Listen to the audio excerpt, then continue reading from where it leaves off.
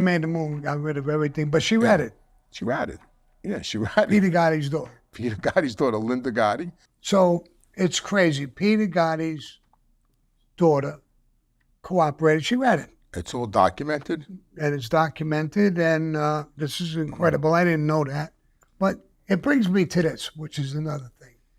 The Gottis just call everybody a rat and do all kinds of things. And a lot of guys, I mean, it's a label that we get stuck with if you cooperate. There's a lot of stories I've heard of. I could talk about hundreds of stories that people cooperated now. I always look at, why did the guy cooperate?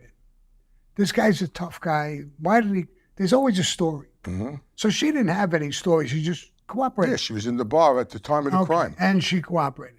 So now, and they call people names and whatever.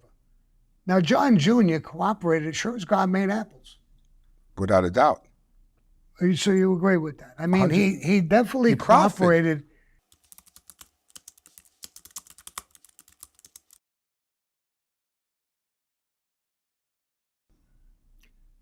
I just don't understand the conversations. And, you know, I get a lot of questions. I have a lot of people, and I get all kinds of questions. You betrayed John, or this, or that. Some guys love John. But a lot of people starting to understand exactly what happened with John. Now people are understanding what happened with John Jr. There's no question that he cooperated. You know, I love these stories that guys on these programs say. You know, I cooperated, but I didn't really cooperate because, bro, you know, that's like, you know, you didn't get this girl pregnant. You didn't stick it in all the way, or the way, you know what I mean? Don't stop the bullshit. Yeah. You cooperated, and the guy didn't get convicted. It don't matter whether he got convicted or not. It don't even matter if the guy got pinched. When you're talking with the fucking feds, you cooperated. You're cooperating. Yeah. I mean, when I talk with the feds, hey, good morning. You know, what are you sitting outside for?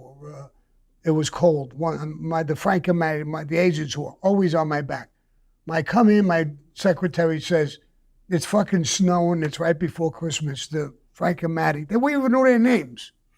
Frank and Matty are outside sitting in the car. Right before Christmas, cold as a bastard, snowing. So I said, these fuckers, they don't want to stop. They're always here.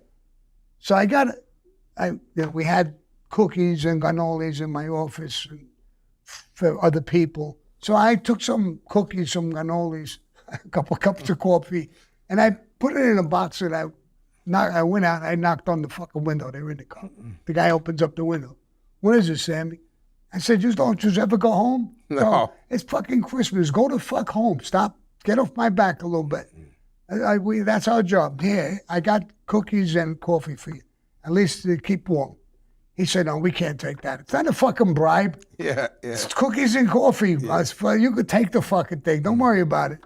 So I give him the fucking cookies and the thing. You know, but that kind of talking or joking, you could do whatever the fuck you want. Of course. Once you say something about somebody, it's cooperating. You know, an undercover guy, CI, I hate CI, is worse than anything. Because he's cooperating with the government, he's wired up, he's talking to his best friend. Yeah. He's talking to his friend, you know, we can make money if we do this. He's still committing this poor fucking, yeah. So you're sucking this guy into a conversation. So he admits, oh yeah, maybe we could deal drugs. You just buried him. Yeah. Now, he don't get buried right away. They don't kick the door in and come in, but they know he's a drug dealer. So now, when you leave, all of a sudden now, they don't pinch him, but they call the other agents and they say, Joe Blow is a drug dealer. Stay on him now.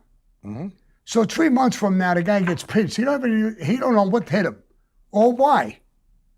It was your conversation that brought you to the guy. Yeah.